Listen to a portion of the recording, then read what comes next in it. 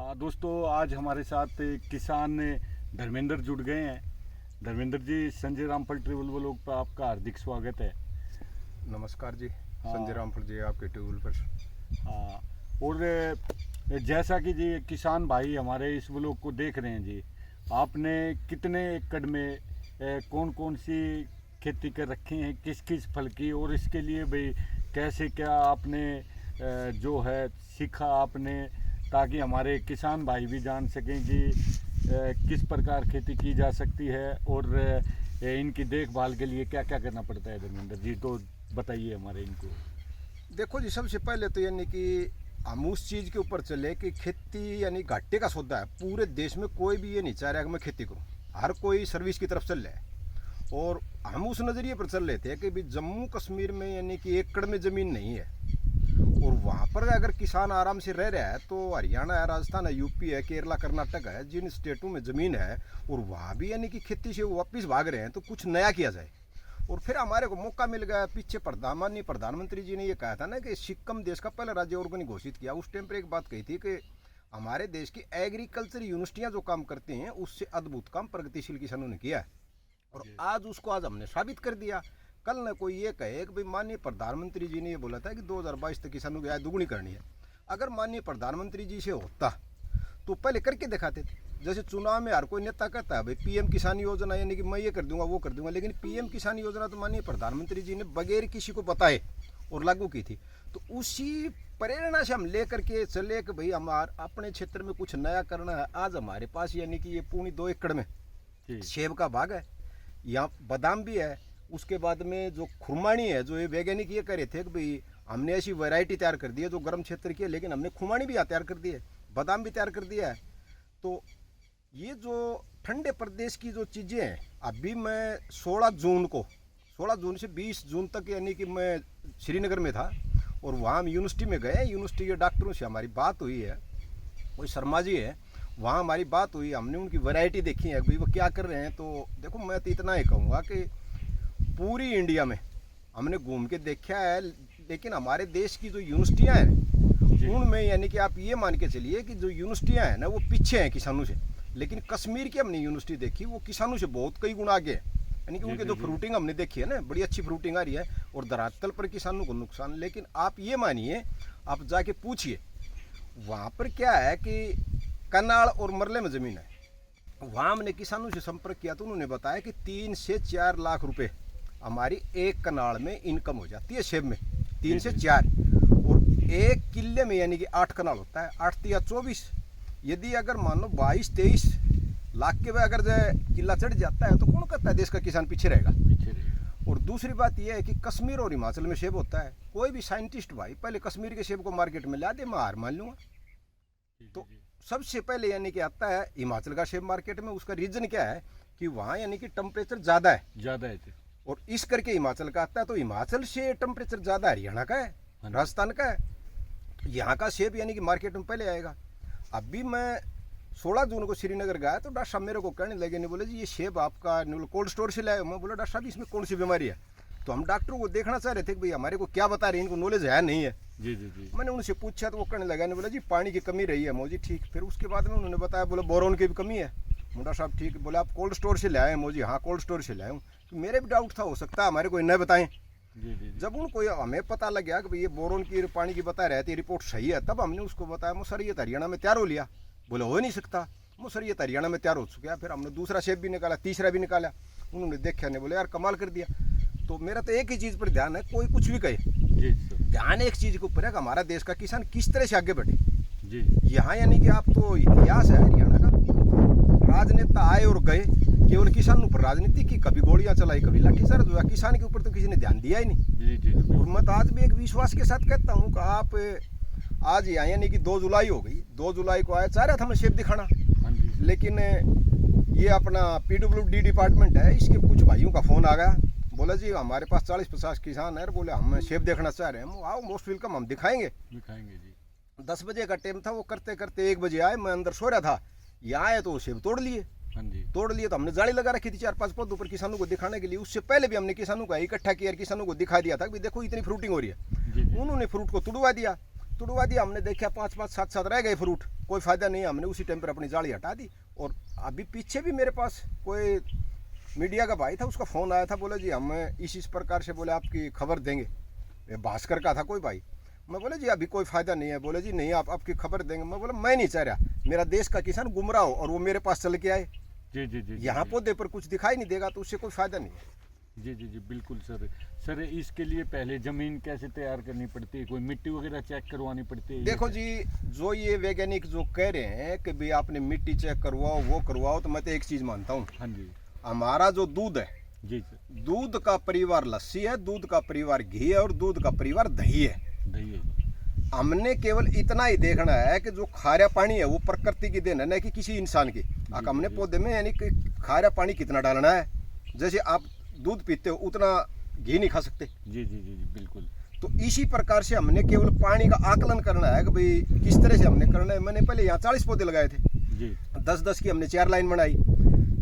जैसे एक लाइन है उसमें 10 पौधे थे, पहली लाइन में एक शुरू के पौधे पर एक ड्रिपर चल रहा था, दूसरे पर 2, लास्ट पौधे पर यानी कि 10 टपके पड़ रहे थे। जी। तो चारों लाइनों में इस प्रकार से चल रहा था, तो 39 पौधे हमारे खत्म हुए लास्ट में, यानी कि 40 में पौधे पर हमारे को कामयाबी मिली थी। जी जी जी। और उस टाइम पर हमने रिपोर्ट सेंटर में भेज दिया कि एक पौधे पर 7 सेब लग गए। तो मैंने जिस टाइम पर बाग के बारे में सोचा, घर वाले भी कहने लगे, बोले पापा आपसे 40 पौधे तैयार नहीं हुए, उनमें से एक पौधा तैयार हुआ था, आप हमारे को क्यों मार रहे हो? मैं बोले बेटा नहीं, देश के लिए कुछ करना है, लेकिन आपको पता है खेती में कुछ होता नहीं। जी जी। तो मैं तो यही कहूँगा, मैं तो एक विश्वास के साथ कहता हूँ, हमारे देश में कहा होता है कि कश्मीर से लेकर कन्याकुमारी तक भारत एक है। बिल्कुल राइट सर। मैं इस बात को दावे के साथ कहता हूँ कि कश्मीर से पौधे को उखाड़ दूंगा, हवा में पौधे को लेकर के कन्याकुमारी में लगा देंगे। अगर बगैर मिट्टी के अगर पौधे को हम कन्याकुमारी में लगा के दिखा देंगे तो इससे बड़ा क्या हो सकता है? एग्जाम्पल बिल्कुल सर। आप ये मत मानिए कि वहां से पौधा लाया और यहाँ नहीं लगेगा, 100% लगेगा जी। जी जी जी। और सर कितने साल हो गए आपको खेती करते हुए, कितने साल के ये पौधे हुए हैं और कितने साल में फल निकलना शुरू हो जाता है ये भी इसमें जी देखो, ये जो बाग है ये 2019 में लगाया था हमने जी। तो अभी उस नज़रिए से हम देख रहे हैं कि सबसे पहले यानी कि किसान है ना वो मेहनत कर रहा है। जैसे 40 पौधे लगाए, मैंने पहले आपको बता दिया था कि एक पौधे पर हमारे को कामयाबी मिली, उसके बाद में हम उस नज़रिए से देख रहे थे कि बीमारी कौन सी आएगी। जी जी जी। तो अभी यानी कि हम उस चीज़ में अपनी पूरी उस स्टेज के ऊपर पहुंच गए हैं कि अभी कोई टेंशन नहीं है। पिछली साल फ्रूटिंग हुई है यहाँ। जी जी जी। 27 अप्रैल को यहाँ किसान इकट्ठे किए थे हमने। जी जी जी। तो जो आड़ोस पड़ोस के किसान आए थे उनको दिखाया था हमने, एक बेलांद में 21 सेब दिखा दिए थे। क्या बात है? चिटली आंगली है, इतने पतले पौधे के ऊपर 2 सेब दिखा दिए थे। क्या बात है जी? अभी भी हमारा ये चल रहा था, लेकिन सबसे मेन दिक्कत ये आ रही है कि पक्षियों का नुकसान हो रहा है। पक्षियों का जी। और उसमें क्या होता है कि बागवानी डिपार्टमेंट है, उसका तो पूरा फोकस एक चीज के ऊपर है कि इस किसान को रोकना। और पूरे हरियाणा के बागवानी डिपार्टमेंट के सामने एक किसान क्या है? कुछ भी नहीं है। कुछ नहीं बिल्कुल। अभी भी मैंने पीछे भी बोला था, हमने सेंटर में भी रिपोर्ट लिखी है, यहाँ का हमारे साथ ये व्यवहार कर रहे हैं, यानी कि सब्सिडियां तक रोक रहे हैं। जी तो जी जी। मैं तो देखो उस चीज को नहीं कहूँगा। अभी पीछे कुछ दिन पहले एक कोई भाई ने प्रसारण छोड़ा था, उसके ऊपर वो दिखा रहा था, बोला भाई मैं डीएचओ से मिला था, डीएचओ कह रहा था बोले विजिट करूंगा, लेकिन ये कोरी बकवाद करने में कोई फायदा नहीं है। तो डीएचओ अपनी जगह पर आने का कोई मतलब नहीं, बिल्कुल किसानों को भ्रमित कर रहे हैं। नहीं नहीं बिल्कुल सर। अगर आप हमारे वीडियो के जरिए भी अगर जो मुख्यमंत्री हैं, हमारे प्रधानमंत्री हैं, उनके जरिए भी आप अपनी अपील रख सकते हो सर। देखो जी, मैं तो सबसे पहले यानी कि एक ही चीज़ के ऊपर मेरा ध्यान है कि माननीय प्रधानमंत्री जी से मेरी तो एक ही प्रार्थना है कि जो इन्होंने जो देश में किसानों के लिए जो कुछ किया है जी जी जी। वो सराहनीय कदम है। और जैसे हमारे यहाँ किसानों के ग्रुप बनवा दिए, एफपीओ बनवा दिए, तो उसका मतलब क्या है? फार्मर प्रोड्यूसर कंपनियां बना करके किसानों के ग्रुप बना दिए, वो हमने भी बनाया है। लेकिन कहने का मतलब ये है ना कि झूठी धरातल के ऊपर रिपोर्ट देने से कोई फायदा नहीं है। मैं दोबारा ये कह रहा हूँ, हरियाणा में मैंने कुछ दिन पहले यहाँ रिपोर्ट देखी है, डायरेक्टर से लेकर के डीएचओ तक ये दिखा रखे थे कि भाई ये हमने इस प्रकार से इनके ऊपर जांच कर दी, लेकिन कुछ नहीं है। उन्होंने 1 करोड़ रुपए खा लिए, 5,000 रुपए फाइन कर दिया, उससे कोई भला होने वाला नहीं है देश का। कोई कुछ भी कहे, मैं तो एक ही बात कहूंगा, जो भ्रष्ट अफसर है ना तो उसको तुरंत यानी कि बर्खास्त किया जाए। जी जी जी। आज मेरे साथ अगर ये हालात है तो मैं उस नजरिए से देख रहा हूँ कि अन्य हमारे किसान भाइयों के साथ क्या हालात होगी। तो सरकार की तरफ से कोई आपको हेल्प वगैरह बढ़ावा देने के लिए कोई ऐसा वो मिला हो सर, ग्रांट वगैरह कुछ ऐसी दी है, सब्सिडी वगैरह कुछ? देखो जी, सब्सिडी तो देना बहुत दूर की बात है। 2016 में सूरजकुंड फरीदाबाद में मेला लगा था, जब माननीय ओम प्रकाश धनखड़ जी कृषि मंत्री थे। उसके बाद में 2017 में यानी कि रोहतक में मेला लगा। उसके बाद में 2018 में गन्नौर में मेला लगा, जहाँ सेब की मंडी है। तो वहाँ मेले में जाते थे तो डीजी है, डॉक्टर जनरल हॉर्टिकल्चर है, डॉक्टर अर्जुन सिंह सैनी, वो आते थे, हम उसको बताते थे सर हम भिवानी जिले के, उस टाइम पर भिवानी जिला था 2016 में। जी जी जी जी बिल्कुल। हम कहते थे सर हम तो साथ लगता हमारा राजस्थान का क्षेत्र है और हम यहाँ सेब लगाएंगे। वो बोले तुम्हारे बड़बेर लगेंगे। 2017 में भी हमारी यही बात थी। मैं बोला डीजी साहब हम तो सेब लगाएंगे, नहीं बोले बड़बेर लगेंगे। 18 में यानी कि हमारा चरखी दादरी जिला होगा। मैं कहने लगा डीजी साहब मेरा घर तो दूसरा होगा। बोले मैंने क्या लेना है? मैं बोला सर पहले हमारा भिवानी था, अब चरखी दादरी होगा, सेब लगाऊंगा।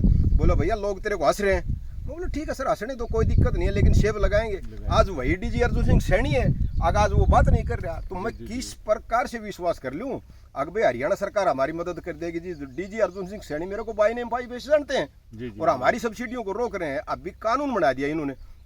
बोला भी जो मिनी स्प्रिंकलर है, सब्जी में अगर मिनी स्प्रिंकलर होगी तो हम सब्सिडी देंगे, वरना टार। ठीक है।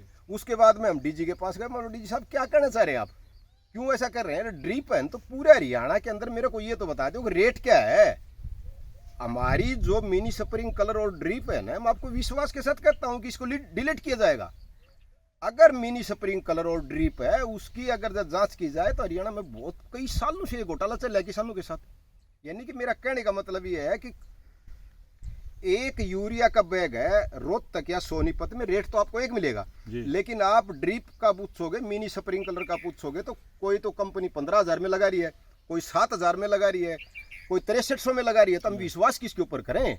जी। तो देखो मैं तो आपसे यही प्रार्थना करूंगा और मैं तो यही निवेदन करूंगा कि चुनाव भी सिर के ऊपर है। हाँ जी। तो अगर संभव हो, शायद मेरे जब तक मेरी संभावना लग रही है कि मुख्यमंत्री जी के बस की बात नहीं है। जी। बहुत बड़े बड़े मगरमच्छ है, मैंने बहुत बारीकी से देखा है।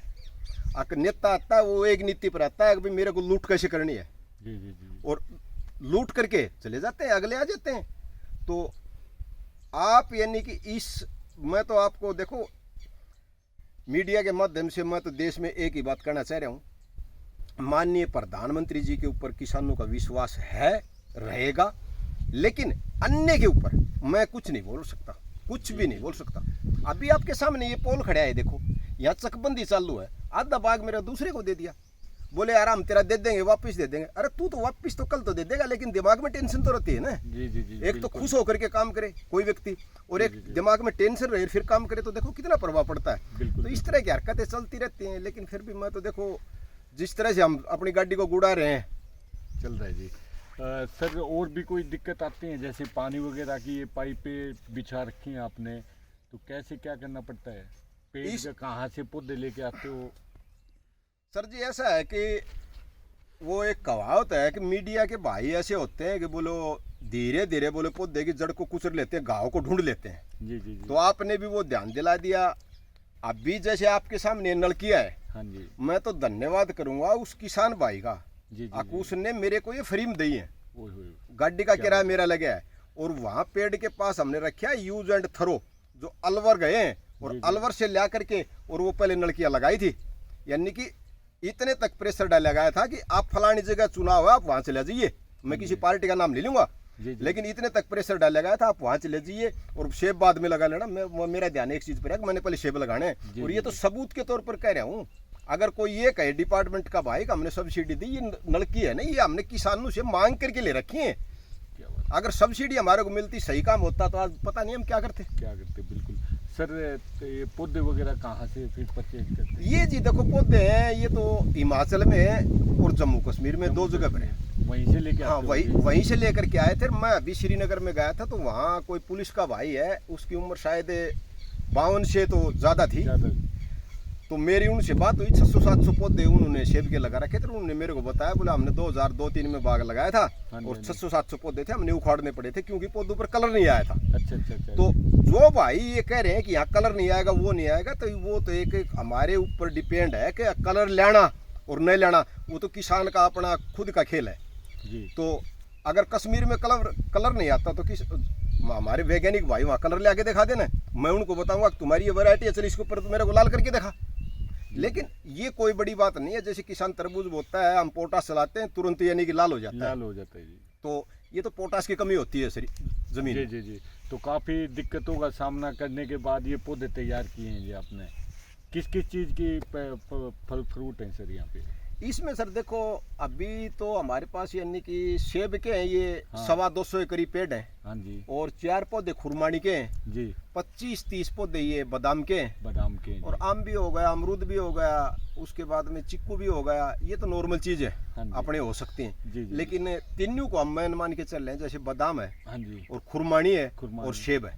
सेब है जी। तो ठंडे क्षेत्र की ये चीजें आ गई। मेरा तो एक ही चीज पर ध्यान है कि यदि अगर हमारा सैनिक भाई कश्मीर में जाकर के नौकरी कर सकता है तो पौधा क्यों नहीं कर सकता? पौधा भी जीव है, न कि निर्जीव है।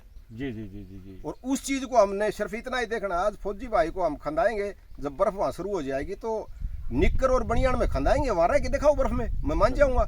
केवल हमने यही देखना है कि पौधा हमने किस टाइम पर लेना है। तो हम उधर से जो पौधा उठाते हैं ना, तो पौधे को नींद में उठाते हैं। जी जी जी।